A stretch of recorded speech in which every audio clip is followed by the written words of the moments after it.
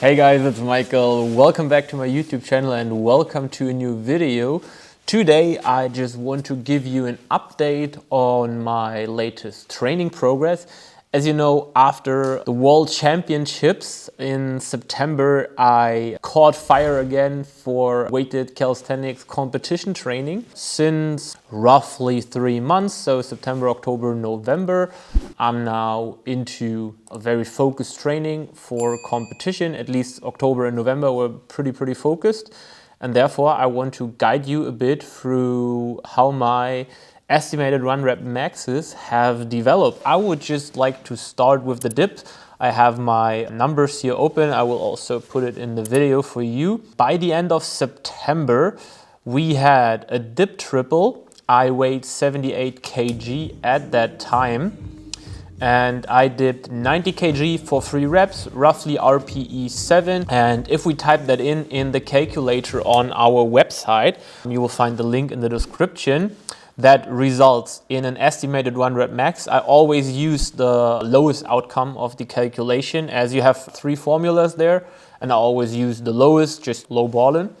And basically that means I started that competition phase or competition prep phase with an E1RM of 117.1 kg. By the end of October, you can see that already increased a lot.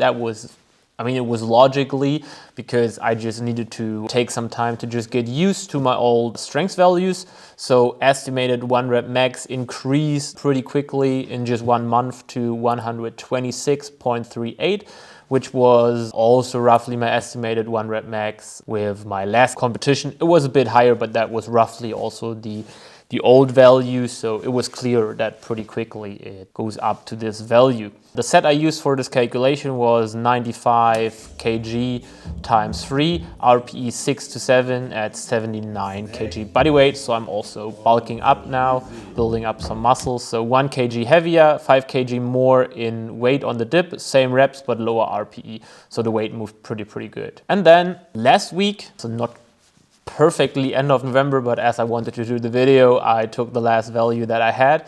I had a dip single on 105 kg. As you can see here in the video, that moved very good, very light. So RPE 6 is what I gave it, and that resulted in an estimated 1 rep max of 128.13 kg, which I'm pretty happy with. Let's see how far we can push that in the next couple of months. Body weight at the moment, it's not really my body weight, it's the training weights that I track. Also with the outfit on that day, I always usually wear the same, as you guys know, but I like to know what I really weigh in training. And that was roughly 80 kg, 80.5 typically that day, but 80 kg is fine. So dip improved a lot, started with 117, ended up with 11 kg more, which is something that I think we can be pretty happy with.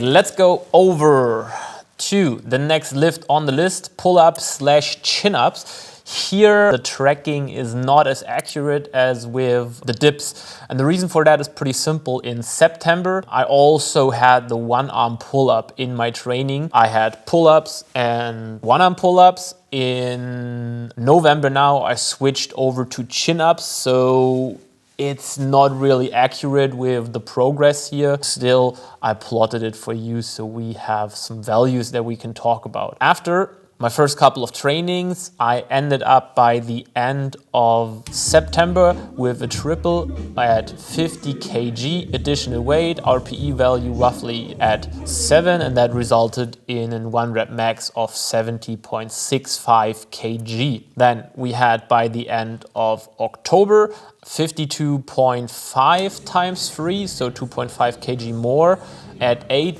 but big difference, I was 1 kg heavier and I did that paused. That results in an E1RM of 73.71, but actually it's a bit higher because I did that paused. It's way more difficult, of course. The jump also to the next chin-up value is not that big as it seems. And now, in November, I switched back to chin-ups, and last week I did a triple of 57.5 kg at an RPE value of roughly 7 and a weight of 80 kg. So again, 1 kg heavier, but moved more weight, roughly same RPE, and that results in an estimated 1 rep max of almost 80 kg, which is, I think, one of the highest I ever had. So I'm pretty happy with that. So 79.68, as I put that in for you so you can see that. Chin-ups, I also think I have very, very big potential of increasing the values there, because compared to my pushing strength, pull always was a bit behind. So there is more room for progression. And we're also focusing more on pull at the moment. So pull is primary and push is more secondary, organized in the hierarchy when it comes to the training. Therefore, I'm pretty hyped what the next sessions will bring. Last lift on the list, the squats. Here we have a bit of the same problem as with the pulling, because the calculation starts with high bar and then ends with low bar. So the first value is not really accurate. So by mid-September, I squatted high bar. That's also when I got back to squatting. Before, I focused more on deadlifting, just had pretty light squats and started with 160 kg high bar squat times 4 at an RPE 7 to 8. Setup felt uncomfortable, new to the high bar that time. Everything, it was just a bit off that day. That's why the estimated 1 rep max also was so low, so 188.85. Then by October, the whole stuff already looked way, way, way better. I got back into low bar training, got used to the setup, got also used to higher intensities again, switched to a squatting frequency of 2, so not only once a week, but twice a week, and that explains also the huge jump in strength adaptation. And there I did a set of 187.5 kg times 2, RPE 7 to 8, which resulted in an estimated 1 rep max of 207.69 if we take the lowest of the calculation. There, the difference to the highest calculation is pretty big, but as I said, I took the lowest. By the beginning of this week, I squatted the same weight for 3 reps, roughly same RPE, so I could improve again by roughly 7 kg in my estimated 1 rep max, and now it's at 214.29 if we take the low calculation again. As you can see, a technique changed a bit, even more comfortable, depth was a bit better, weight moves very, very good. Almost no compensations from the hips, so I'm very good now in really using my knee extensors and knee flexors. Makes me pretty happy to see the improvements here. Overall, as you can see, training is definitely on the right track. If you zoom out on your estimated 1 rep max tracking, you should see that the numbers are going up if you're training for strength. If they are going down for a short term, no problem. If you zoom out on the long run, they should definitely go up, because otherwise you're doing something wrong. So for me, the trend definitely goes into the right direction. Pretty happy with that. You may ask, what's about the muscle up, Michael? Yeah. That's a different story. So I started with some muscle up training in October. Went okay. I did some doubles and triples at 10 kg, which then roughly sums up to an E1RM of somewhere between 15 and 17.5 kg. Always before the next muscle up sessions, I had my kickboxing sessions, filmed a lot of content.